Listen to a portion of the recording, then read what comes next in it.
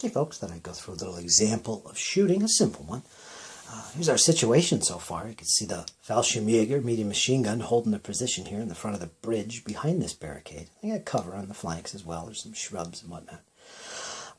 They do have hard cover for being on the bridge as well, as this barricade counts as hard cover. So they're pretty much dug in there. It's pretty good.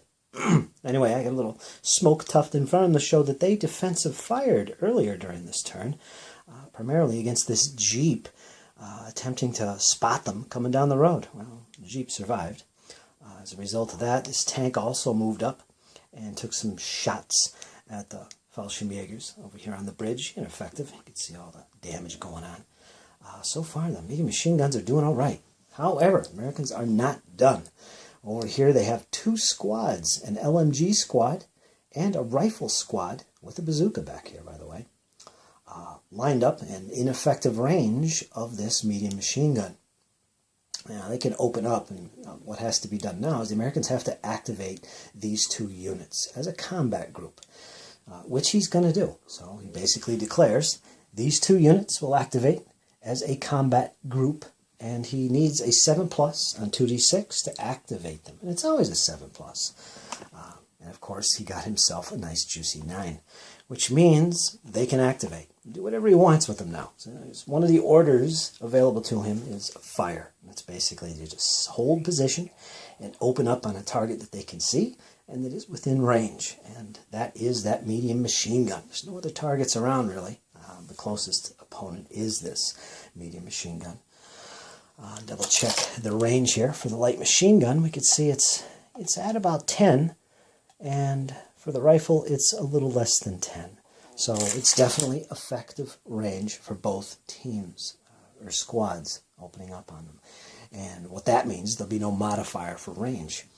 I can tell you right off the bat also, there will be a -2 to hit for both of those units because this unit does have cover. And that line of sight passes through this wall down here. So they're going to have cover, hard cover. And that's going to amount to a -2.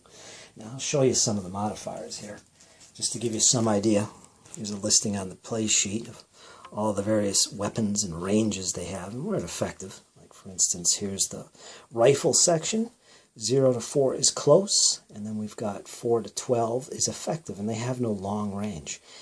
And there, so that's that. LMG is right underneath it. That's down here. A similar situation. Up to 4 is close. 4 to 14 is effective range. So yeah, so that's how you know what category they're at. And effective range has no penalty when you shoot. Close range would give you a +2. Down below that, we have a list of modifiers, which are used by vehicles and anything that's shooting. They go through these 9 modifiers. And the last one is for defensive fire, so that one will be ignored. But there's a look at them.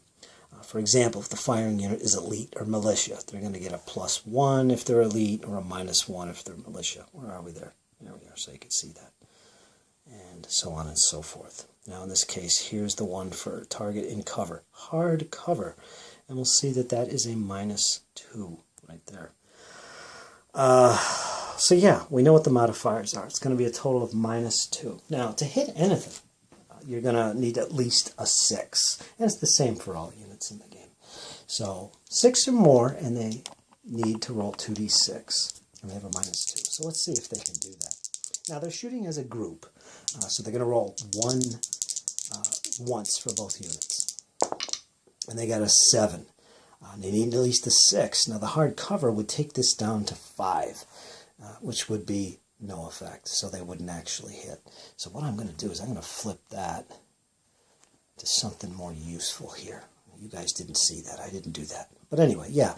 The roll was a 10. Now, we -2 from that. And that'll be an 8. So with an 8 and needing at least a 6, they are going to hit. Now, the results you get is important because this will be used to determine the results. The higher you roll, the better, the more effective it is. So one other thing to look at here will be the number of stands. Each stand represents when you're trying to figure out how much damage something does. And what I mean is that, well, you'd think that one rifle squad counts as one rifle squad, and it does. One stand equals one stand for resolving the effect. Light machine guns, to reflect their more devastating firepower, increased firepower rate, count as two stands when you're resolving the effect of a hit. So, in other words, these two units firing together will add what they represent. In this case, 2 for the LMG, 1 for the rifle. Total them, it's 3. So they'll count as 3 stands when you're resolving the effect of the hits. They hit, so they're going to count as 3 stands instead of 2. That's how that works. So our result was 8. We go to our effects chart, which is somewhere here. There it is. Let me get the right chart out. You can see what I'm talking about here. What you do is you look up the number of stands that's being represented here in terms of results, which is 3 stands, the 3 sections it's called, squads, however you want to say it. And you reference it with the die that was rolled to hit. In this case, it was 8. So if we look at that result, we get a disengage times 1 plus a suppression times 1. Now these are names of tests to figure out what happens to the target. So there's a disengage test and there's a suppression test that have to be distributed to the targets. Now when you shoot, you can the first target you choose, it's called the main target. That's the first one that takes the effect. So that first main target would take the disengage test. Any further targets, and it's any target unit within 4 inches of the main one, can also be hit. They would be distributed, whatever results follow this. And in this case, everything is on the medium machine gun. There is no other squads in 4 inches of him. So he would have to make both tests in this case, a disengage and a suppression test. It's pretty deadly. So let's take the tests and see what happens to these Germans. The first thing we want the German medium machine gun to do is to take their disengage test. And again, if we look at the charts here, we'll look that up. Disengage test is right here. They're going to roll their dice for the test, apply any modifiers. There's not many. They're all at the top here. Like if they're elite, they get a +1. If they're militia, they get a -1. And then just reference the result. So we're going to do a disengage test first. And cross-reference it with the result. There's no modifiers here. Fallschirmjäger are veterans, but there's no modifier for that. So let's see what happens. Higher the better. They get a 6. So let's look and see what a 6 gives us on this little morale test. 6 is located right here, 5 to 7, and we reference that with the type of test. Disengage test. The result is disengage. Alright, so the effects of this have to be applied immediately. So let's go back to our situation here on the bridge. This unit, to disengage, has to fall back away from the enemy. It can't move closer, but it has to fall back 6 inches away from the enemy.